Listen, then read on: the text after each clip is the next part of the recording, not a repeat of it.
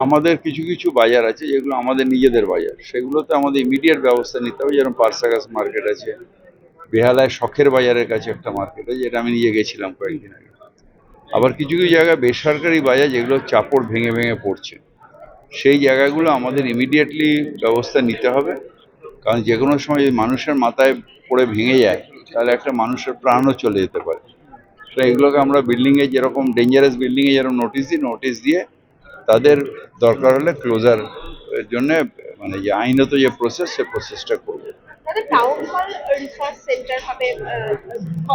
এটা আমাদের একটা অলরেডি আইআইটিকে দেওয়া আছে, খড়গপুরকে, এবং সেটা নিয়ে ওরা একটা ডিপিআর জমা দিয়েছে। আমরা এই ডিপিআরটা সরকারের কাছে পাঠিয়েছি। অ্যাপ্রুভ হয়ে গেলে টাউন হলের যে নিচের ফ্লোরটা, টাউন হলটা না, তার তলায় যে একটা ফ্লোর আছে, সেই ফ্লোরটা যেটা একটা সময় মিউজিয়ামের মতন ছিল, ওই ফ্লোরটা আমরা টোটালটাই এই ইতিহাস সংরক্ষণের জন্য এটা করা, এই কলকাতার ইতিহাস সংরক্ষণের জন্য এটা করা।